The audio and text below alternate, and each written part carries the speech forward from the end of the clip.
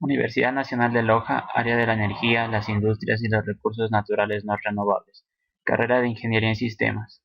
Materia Sistemas Operativos. Módulo séptimo, paralelo A.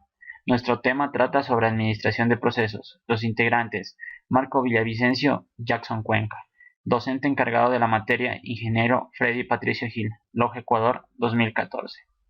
Comenzaremos con la exposición de este video, aclarando todo sobre la administración de procesos, todo lo concerniente a hilos y todos los algoritmos de administración de procesos. ¿Qué es un proceso? Un proceso es un programa en ejecución. Un proceso es la unidad más pequeña planificable. Todo lo que sucede dentro de un ordenador está determinado por la ejecución de procesos. Quiere esto decir que se trata del objeto básico y fundamental. Podemos definir un proceso como un programa en ejecución o en disposición de ser ejecutado cuando las circunstancias que rodean el mismo así lo determinen.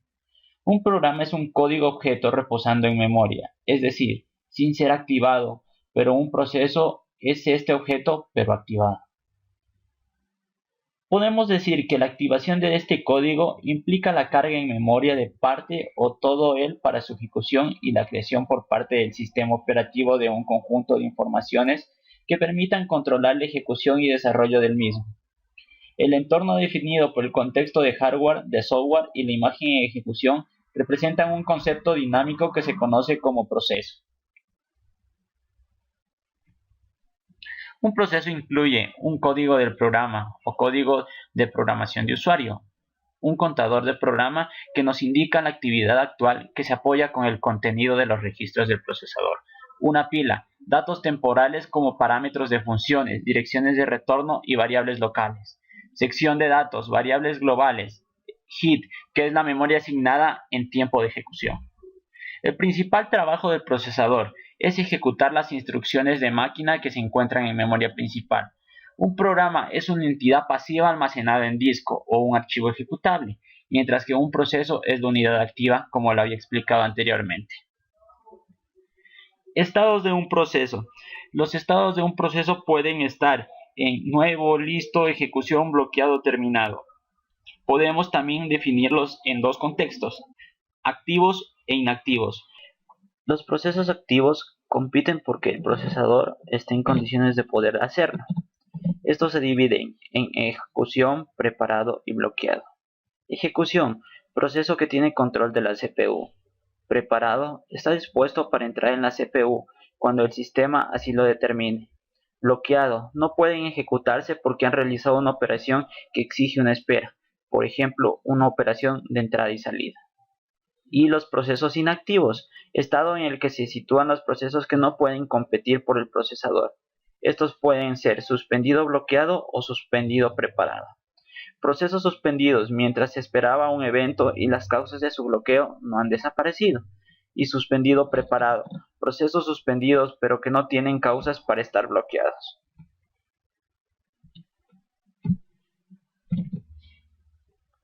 Como podemos ver aquí, el siguiente esquema de lo que son los estados del proceso. De nuevo, tiene que estar admitido para que esté listo y activar su ejecución para pasar a ejecución. Este puede estar bloqueado o puede estar terminado mediante exista una ocurrencia de un evento. Bloque de control de proceso. ¿Qué es el bloque de control de proceso o conocido como PCB? El PCB, cada proceso se representa en el sistema operativo por un conjunto de datos que incluye toda la información necesaria para definirlo: el estado, recursos utilizados y registros. Este conjunto de datos se conoce como bloque de control de procesos y es toda la información que el sistema operativo necesita para ejecutar el programa. Es el proceso para el sistema operativo. Estos datos pueden estar en la memoria principal o en el disco, pero los que son necesarios para determinar en qué situación se encuentra el proceso deben estar en memoria. Estas informaciones se almacenan en lo que se conoce como bloque de control de procesos. La tabla de procesos es una estructura generalmente estática por razones de eficacia, cuyas entradas son bloques de control de procesos. El bloque de control de procesos contiene la información básica de cada proceso y le podemos definir aproximadamente.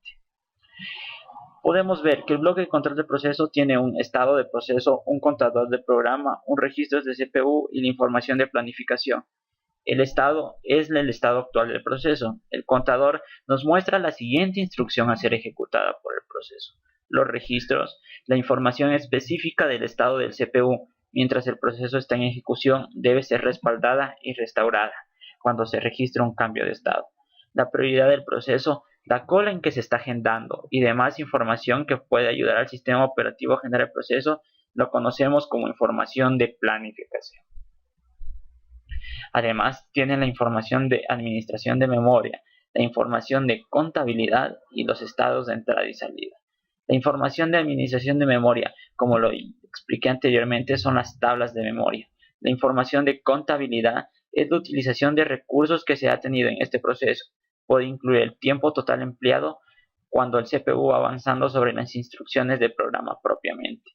Y el estado de entrada y salida, listado de dispositivos y archivos asignados a un proceso en cierto momento dado. Podemos ver aquí toda la estructura que tiene un bloque de control de proceso, como es el apuntador, el estado de proceso, el número de proceso, el contador de proceso, los registros límites de memoria y la lista de archivos abiertos, como ya se lo explicó anteriormente. Operaciones con procesos. Los procesos en el sistema pueden ejecutarse concurrentemente y deben ser creados y borrados dinámicamente. Así, el sistema de operación debe crear un mecanismo para la creación y terminación de procesos. Podemos también hablar sobre destruir, que significaría eliminar la entrada en la cola de PCB. Pueden haber problemas en la gestión de las propiedades heredadas del proceso padre, o si tiene procesos hijos, tener que esperar a que finalicen estos forzosamente. Existe la terminación normal, terminación por error, error fatal y terminación por otro proceso.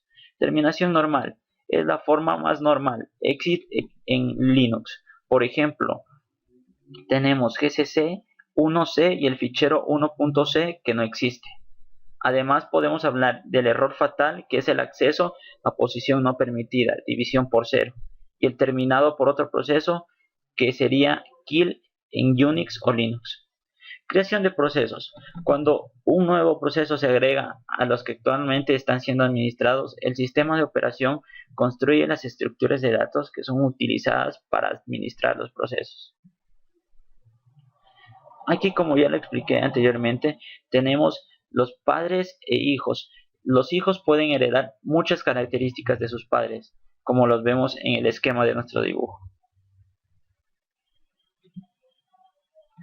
Hay 4 eventos más comunes que conducen a la creación de un proceso: en un ambiente batch, en un ambiente interactivo, el sistema de operación y creación de procesos hijos por parte de procesos usuarios ya existentes. Comenzaré a explicar cada uno de estos puntos. El proceso en ambiente batch es un proceso creado en respuesta al sometimiento o ejecución de un trabajo. El proceso en ambiente interactivo es un proceso creado cuando un nuevo usuario entra al sistema. El sistema de operación puede crear un proceso para que se realice una función en respuesta a una petición de un programa usuario. Y la creación de procesos hijos por parte de procesos usuarios ya existentes, esto es para propósitos de modularidad o para explotar paralelismo. Cuando un proceso crea un hijo, hay 2 posibilidades en términos de ejecución. El proceso padre espera que alguno de todos sus hijos terminen. El proceso hijo es duplicado en el proceso padre y el proceso hijo tiene su propio programa cargado. Podemos hablar también sobre el cambio de prioridad del proceso, que podríamos llamarlo a dormir o bloquear la ejecución de un proceso, despertar un proceso, suspender un proceso y reanudar un proceso. Cada uno de estos tiene su respectiva explicación. Dormir. Dormir es un proceso que se lo intenta determinar que éste pare en cierto tiempo. Despertar un proceso. Una forma de desbloquear un proceso de forma artificial se suele emplear para procesos dormidos artificialmente. Suspender un proceso. Suele hacerse en situaciones de sobrecarga del sistema operativo, y reanudar un proceso puede activar un proceso suspendido. A continuación hablaremos sobre un tema muy importante también, que es la terminación de los procesos. Implica la liberación de los recursos que existen en cierto proceso. Un proceso puede terminar por las siguientes razones: en forma normal con el éxito, excede el tiempo límite, memoria no disponible, violación de límites, error de protección y errores aritméticos, además de existir fallas de entrada y salida. Instrucciones inválidas, instrucciones privilegiadas y errores de datos. Terminación del padre. Cuando un proceso termina, el sistema operativo puede terminar automáticamente todos sus procesos hijos. Algunos sistemas realizan terminaciones en cascada. Si un proceso termina, todos sus hijos son automáticamente terminados. Como lo expliqué anteriormente en el gráfico, si un proceso padre termina su ejecución, todos los procesos hijos ya no tendrían nada que hacer eso y por ende también terminarían este proceso. Comunicación interprocesos. Los procesos que se ejecutan concurrentemente pueden ser procesos independientes o procesos cooperativos.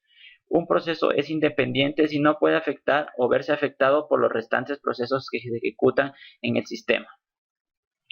Para la comunicación interprocesos es necesario explicar un poco sobre los diferentes tipos de procesos, según sea su diseño, según la capacidad, según el punto de vista de ejecución y según la clasificación que no siempre existe en todo sistema operativo. Según su diseño, tenemos los reutilizables, que se pueden utilizar todas las veces que se desee. Los reentrantes no tienen asociados ningún tipo de dato, solo código. Según la capacidad de los procesos para acceder al procesador, tenemos los apropiativos, acceden a los recursos y solo los abandonan de forma voluntaria. Los no apropiativos permiten que otros procesos puedan apropiarse de los recursos que ahora proceden. Desde el punto de vista de ejecución están los residentes y los intercambiables. Los residentes permanecen íntegramente en memoria durante su ejecución y los intercambiables pueden ser llevados a disco durante su ejecución o voluntad del sistema operativo. Y la clasificación que no siempre existe en todo sistema operativo son los privilegiados y los no privilegiados. Además que se ejecutan de modo supervisor son los privilegiados y los no privilegiados los que normalmente ejecuta el usuario. Según los propietarios de proceso también es otro tipo de clasificación, que son procesos de usuario, son los diseñados por los usuarios, se ejecutan en modo no protegido. Y los procesos del sistema. El sistema operativo realiza la planificación de los procesos de usuario y ciertas operaciones para los mismos de entrada y salida, por ejemplo. Hay varias razones para proporcionar un entorno que permita la cooperación entre procesos. Con las definiciones antes dadas sobre tipos de procesos, podríamos decir lo siguiente. Compartir información. Dado que varios usuarios pueden estar interesados en la misma información, debemos proporcionar un entorno que permita el acceso concurrente a dicha información. Acelerar los cálculos si deseamos que una determinada tarea se ejecute rápidamente. El principio de modularidad. Podemos querer construir el sistema de forma modular, dividiendo cada una de las funciones de nuestro sistema en diferentes procesos o hebras. Más adelante les explicaremos todo sobre definición de hebras y definiciones afines sobre este estilo de significado sobre administración de procesos. Conveniencia. Incluso un solo usuario puede querer trabajar en muchas tareas al mismo tiempo. Por ejemplo, un usuario puede estar editando, imprimiendo y compilando en paralelo. ¿Qué es un hilo?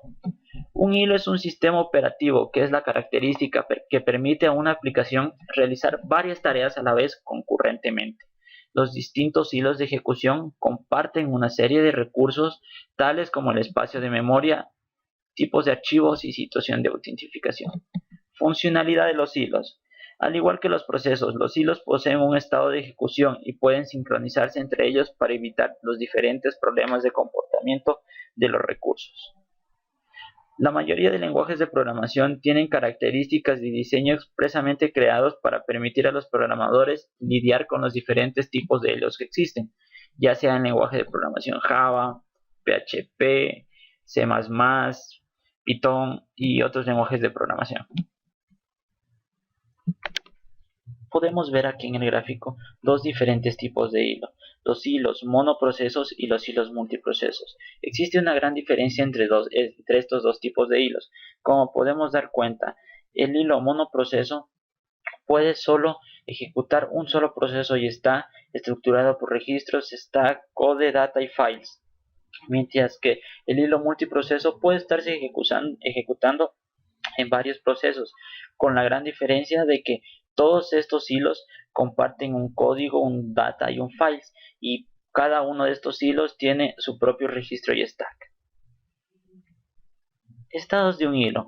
Los principales estados de los hilos son ejecución, listo y bloqueado. No tiene sentido asociar estados de suspensión de hilos, ya que es un concepto de proceso. Cambios de estado. Existen los cambios de estados de creación, bloque, desbloqueo y terminación. Creación. Cuando se crea un proceso, se crea un hilo para este proceso. Luego este hilo puede crear otros hilos dentro del mismo proceso. Bloqueo. Cuando un hilo necesita esperar por un suceso, se bloquea, salvando sus registros de usuario. Desbloqueo. Cuando el suceso porque el hilo se desbloqueó se produce, mismo para a la final de las listas. Y terminación. Cuando un hilo finaliza se liberan todo su contexto. Podemos ver en este gráfico los diferentes estados que existen en un hilo. Comenzamos principalmente por el estado en ejecución, que puede ir a dormir y entonces pasaría a un estado de espera, o también a un estado de parado. Si lo finalizamos a este estado de ejecución, va a un estado zombie, o el estado de ejecución al momento que lo despachamos puede estar en estado listo, y el estado de espera al momento que despierta puede estar también en estado listo, igual que el estado de parado al momento de despertar puede estar en estado listo. Muy bien, continuando con el video, tenemos lo que son las ventajas de los hilos contra procesos. Muy bien, los beneficios de los hilos se derivan de las implicaciones de rendimiento. Se tarda mucho menos en crear un hilo nuevo en un proceso existente que en crear un proceso. 2. Se tarda mucho menos en terminar un hilo que un proceso, ya que cuando se elimina un proceso se debe eliminar el BCP del mismo, mientras que un hilo se elimina su contexto y su pila. 3. Se tarda mucho menos tiempo en cambiar entre dos hilos de un mismo proceso. 4. Los hilos aumentan la eficiencia de la comunicación entre programas en ejecución. En la mayoría de los sistemas en la comunicación entre procesos debe intervenir el núcleo para ofrecer protección de los recursos y realizar la comunicación misma. En cambio, entre hilos pueden comunicarse entre sí sin la invocación al núcleo. Por lo tanto, si hay una implicación que debe implementarse como un conjunto de unidades de ejecución relacionadas, es más eficiente hacerlo con una colección de hilos que en una colección de procesos separados. Muy bien, diferentes ventajas que tenemos de los hilos. ¿Cuál de las más importantes que podemos resumir de esto? Es que los hilos son más eficientes a la hora de procesarlos, ya que es más fácil de que entren al procesador, más fácil de que salgan, más fácil de que se eliminen. Así que frente a los procesos, los hilos dan una mayor eficacia a la hora de procesar un programa. Continuamos con los hilos de usuario. Dice, en una aplicación ULT pura, todo el trabajo de gestión de hilos lo realiza la aplicación y el núcleo o kernel no es consciente de la existencia de hilos. Es posible programar una aplicación como multihilo mediante una biblioteca de hilos. La misma contiene el código para crear y destruir hilos, intercambiar mensajes y datos entre hilos para planificar la ejecución de hilos y para salvar y restaurar el contexto de los hilos. Muy bien, cuando tenemos los hilos de usuario, ¿qué infieren esto? Que los hilos están dentro de los programas que utiliza el usuario, que el usuario está utilizando, y este en sí crea los hilos y hace que entre ellos mismos puedan enviarse mensajes, los planifica, los restaura, los salva, solamente a los hilos de usuario. Muy bien, dice que todas las operaciones descritas se llevan a cabo en el espacio de usuario de un mismo proceso.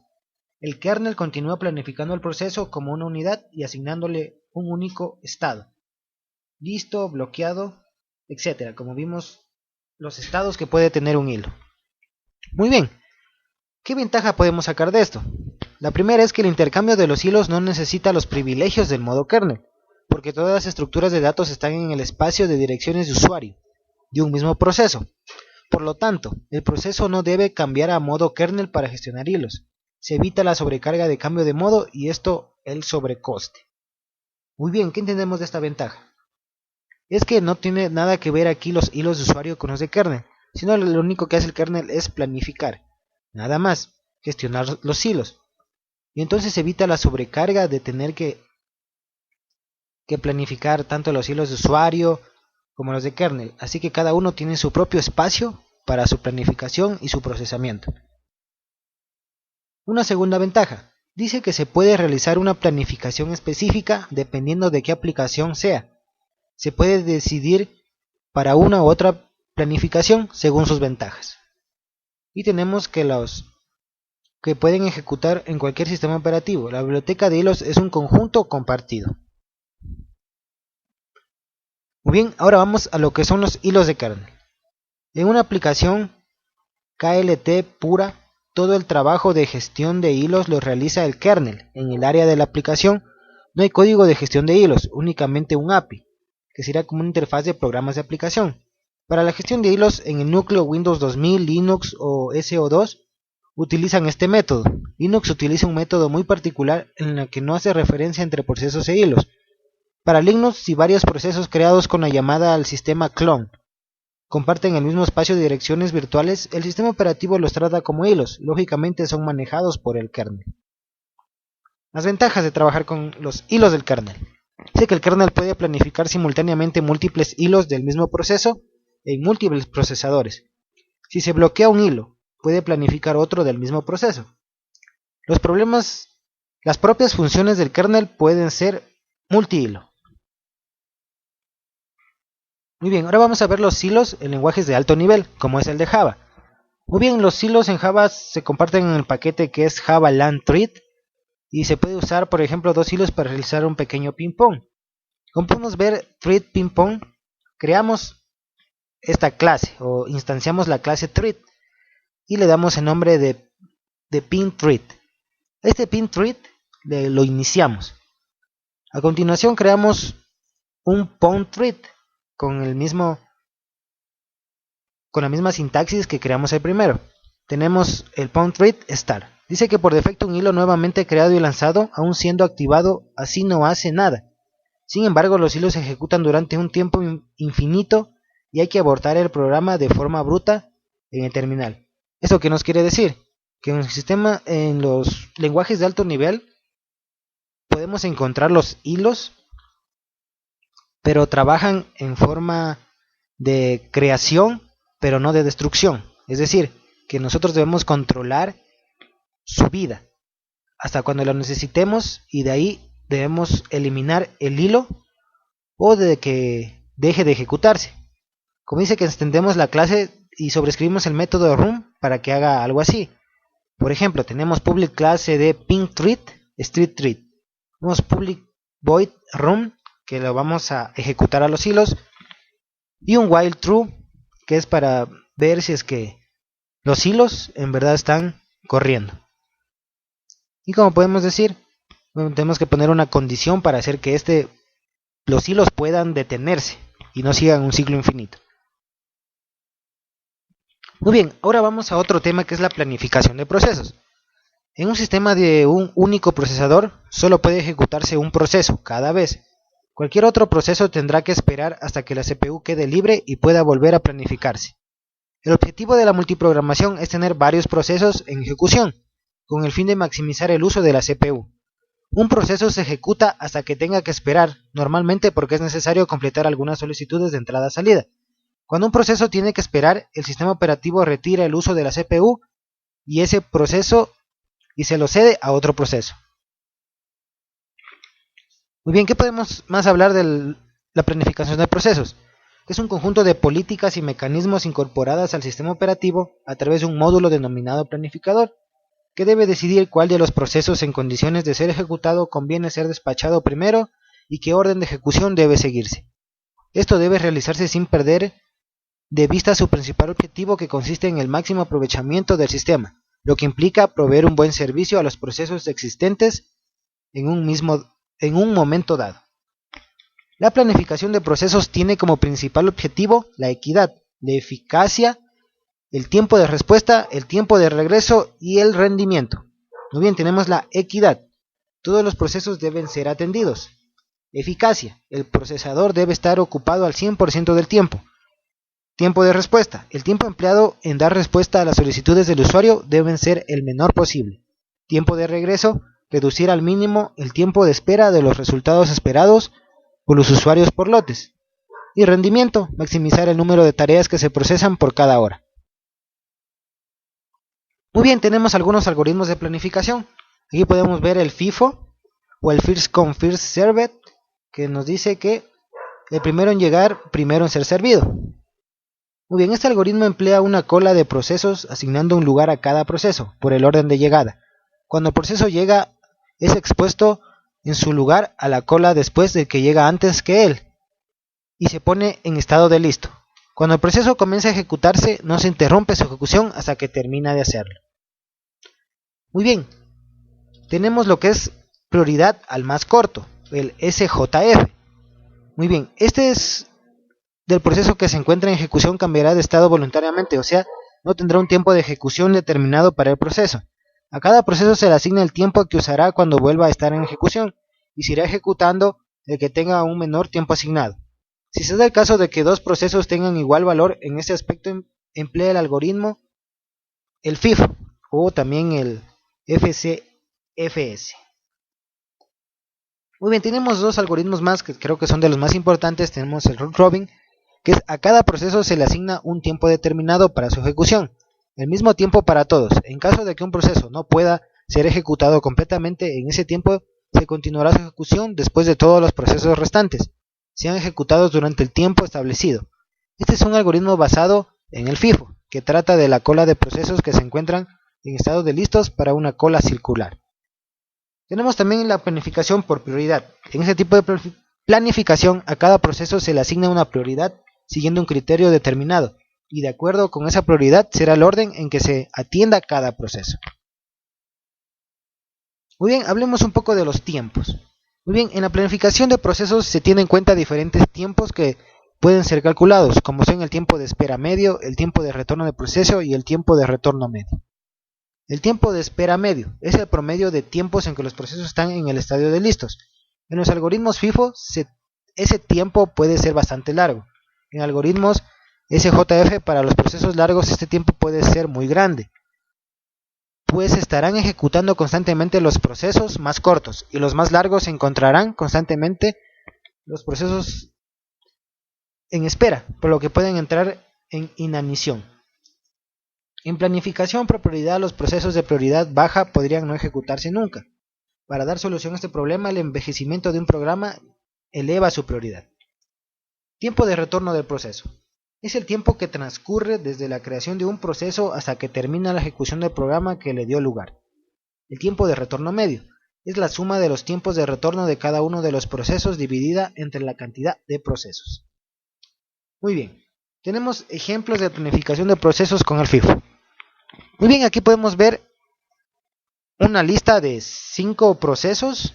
Podemos ver P1, P2, P3, P4 y P5, cada uno con su ráfaga de CPU y su tiempo de llegada.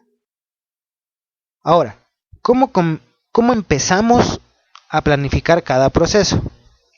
Debe haber un cabecilla en cada planificación, en cada inicio del procesamiento.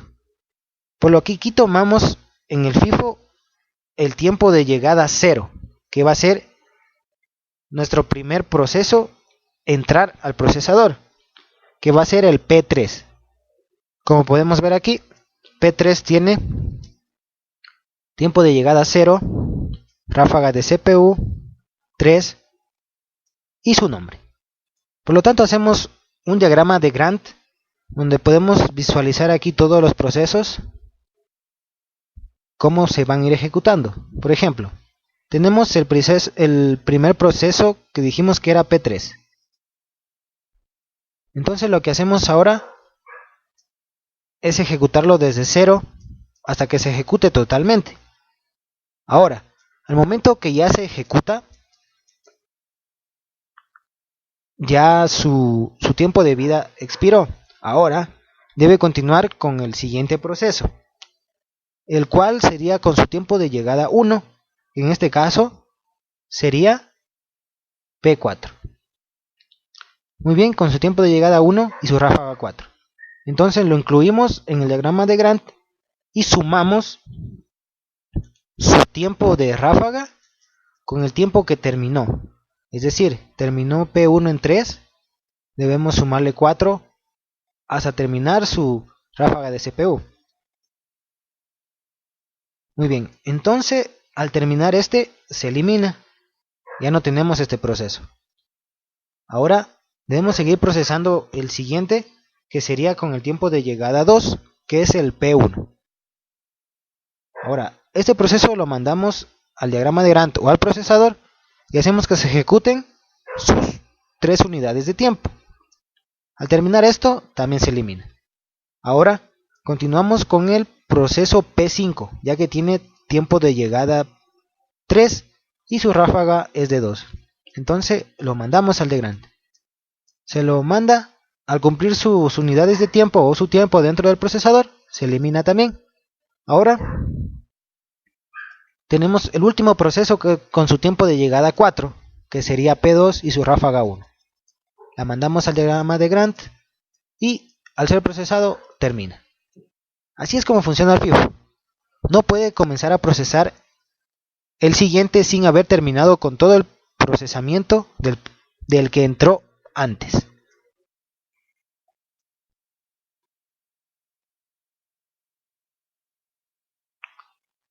Tiempo de espera FIFO. Muy bien, el tiempo de espera podemos calcularlo, es igual al tiempo que esperó menos el tiempo de llegada. Entonces lo que tomamos es 7 menos 2 más 12 menos 4, 0 menos 0, 3 menos 1 más 10 menos 3. ¿Cómo podemos sacar estos tiempos?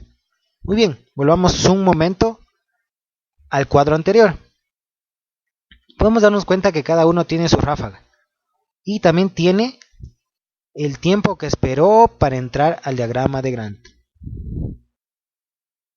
Estos números de aquí nos van a indicar todo el tiempo que esperaron para ser procesados. Estos son los que vamos a restar, como tenemos en el ejemplo.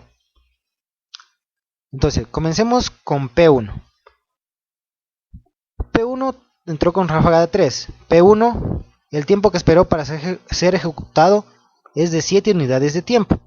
Entonces volvemos, tenemos 7 menos 2, que es su tiempo de llegada.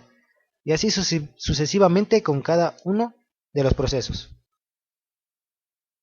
Tiempo de retorno. Muy bien, es el tiempo que espera más su ráfaga.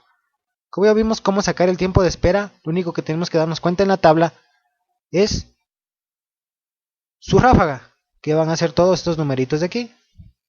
Estos son los que vamos a sumarlos. Asimismo, 7 más 3 más 12 más 1 y vamos a tener el tiempo de retorno medio, que va a ser 9 unidades de tiempo.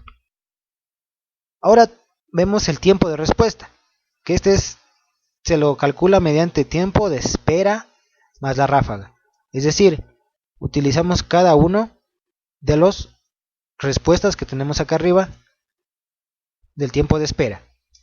Y a la vez lo que vamos a hacer es sumarle su ráfaga. Y esto nos va a dar el tiempo de respuesta de cada uno de los procesos. Y podemos sacar una media que es de 7 unidades de tiempo, en el caso del FIFO. Ahora, continuando, tenemos el JSF, el no apropiativo. Muy bien, cuando decimos no apropiativo, eso quiere decir que no va a sacar ningún proceso de la cola a cabo que sea necesario. Pero en este tipo de algoritmo no va a ser necesario. Entonces, por lo tanto, tenemos el diagrama de Gantt, pero la diferencia aquí es que tenemos una lista de procesos o una cola de listos. Nos va a ayudar para almacenar los procesos que van a ser excluidos para después tomarlos de ahí y procesarlos. Muy bien, como dijimos, tenemos que tener hincapié con qué proceso vamos a comenzar. Y tenemos el P3, que con una entrada, un tiempo de llegada de 0. Entonces va a ser el primero en ser procesado. Al terminar de procesarse, va a entrar con el segundo tiempo, con el segundo, que sería P4. Lo que tenemos aquí en particular es que va a tomar P4 y lo va a comparar con el siguiente, que va a ser P5. Muy bien, estos algoritmos se caracterizan por extraer o buscar el proceso con menos ráfagas de CPU. Es decir, el primero lo va a ejecutar hasta que termine. Después va a buscar entre toda la lista, según el orden que entraron, el que tenga menos ráfaga. Por ejemplo, va a comenzar a ver, ya acabó de procesar P3. Va a seguir y va a comparar P4 que tiene 4 ráfagas de CPU. Va a compararlo con el siguiente que va a ser P1 que tiene 3. Va a seguir, lo va a comparar con P5 y de ahí sucesivamente. Pero aquí lo que va a tener en cuenta es la ráfaga. Por lo tanto, va a buscar al que tenga menor comparados a los anteriores. Muy bien, entonces tenemos que P5 tiene la menor ráfaga de CPU que los dos anteriores. Por lo tanto, lo va a procesar a él primero. Ahora se preguntarán, ¿qué hace el algoritmo con esos procesos que los puso en espera? Muy bien, para eso dijimos que utilizamos la lista de procesos o la cola de listos. Muy bien, ahora, una vez terminado de procesarse, tenemos que seguir comparando. Y ahora va a comparar entre los demás que restan. Y de aquí el que tiene menor ráfaga de CPU es P2, que va a entrar a procesarse. Muy bien, al terminar de procesar va a continuar con su comparación de ráfaga de CPU. Por lo tanto tiene el P1 y P4 para comparar. Como podemos ver, P1 tiene menos ráfaga de CPU. Por lo tanto va a ser primero en ser procesado.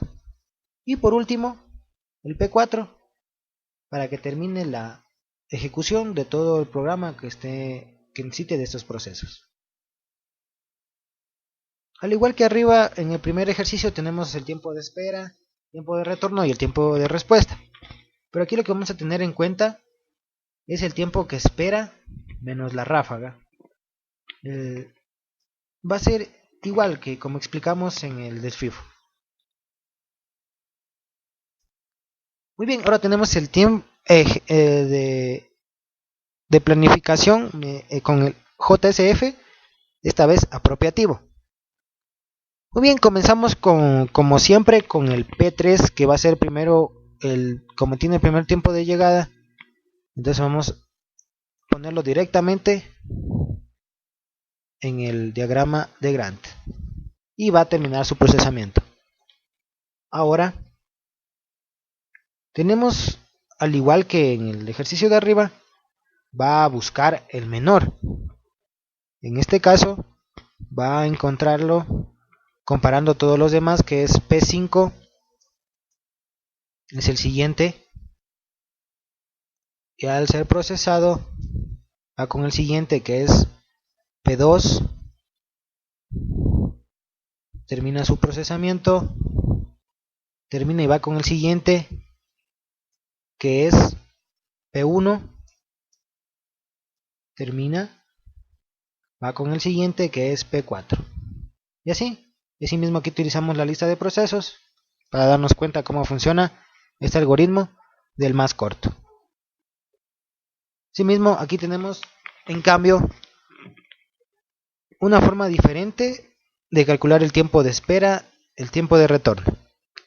Aquí lo que vamos a tomar en cuenta es el tiempo que esperó menos el tiempo de espera real menos el tiempo de llegada. Es decir, el tiempo de espera real es la suma que también la que espera en su cola de procesos para llegar a ser procesado. Al igual el tiempo de retorno, vamos a utilizar de vuelta el tiempo que espera menos el tiempo parcial más la ráfaga para darnos una media del tiempo de retorno, y el tiempo de respuesta es igual que las demás, el tiempo de espera más su ráfaga. Hoy tenemos la planificación de procesos por prioridades. Muy bien, tenemos el mismo ejercicio. Ahora lo que hacemos es lo mismo. Todo hay que tomar hincapié que el tiempo de llegada es el P3. El que tenga tiempo de llegada a 0 va a ser el primero en ser ejecutado totalmente. Al momento de que ya se procesa, podemos continuar con el siguiente, que en este caso vamos a comparar su prioridad. Por eso tenemos esta pequeña columna mostrándonos la prioridad que tiene cada proceso. Muy bien, entonces comenzamos con P3. Al momento que se acaba de procesar, vamos a ir a la tabla de los procesos y vamos a comparar sus prioridades. Por ejemplo, tenemos que el siguiente en ser ejecutado según el tiempo de llegada debe ser P4, que tiene una prioridad 4. Aquí tomamos en cuenta que la prioridad va a ir desde el mayor, desde 1 para arriba, o sea que el que tiene menor número va a ser el de mayor prioridad. Entonces, tomando en cuenta esto, buscamos entre toda la lista alguno que tenga una prioridad mayor, que sería P1, tiene mayor prioridad que todos los demás, sin importar el tiempo de llegada que llegue. Entonces lo que hacemos es, acaba de procesar el P3 como siempre, luego va a buscar el que tenga la mayor prioridad, que va a ser en este caso el 1, y lo va a procesar. Vamos a ver, entró al procesador y tenemos P1 listo. Ahora, como seguimos todavía viendo, tenemos tiempo de entrada P4, todavía tiene tiempo de llegada 1, pero el que tiene ahora mayor prioridad es el P2. P2 y P5 tienen la misma prioridad, como podemos darnos cuenta. Pero ahora debemos dejar decidir quién va a ir primero por el FIFO, es decir, por su tiempo de llegada. Debemos comparar el P2 con el P5 para decidir cuál va a entrar. Y entonces comenzamos con el procesamiento. Al momento que ya decidió cuál va a entrar, debe seguir su procesamiento con su tiempo de llegada, sería P4. Al momento que ya lo inició, ahora sí va a tener que elegir entre los otros dos, que va a ser entre P2 y P5. Como vemos que P2 tiene prioridad mayor, entonces lo que hacemos es procesarlos en el orden que entraron. Y así nos libramos de tener que decidir nosotros qué proceso queremos que se ejecute. Y aquí mismo también tenemos tiempo de espera, que por prioridades también se utiliza el tiempo de espera real, su tiempo parcial, para sacar su resultado.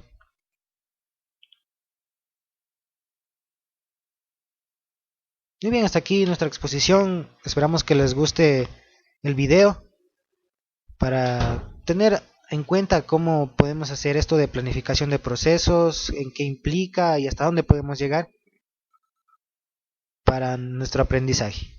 Les agradezco bastante, muchas gracias.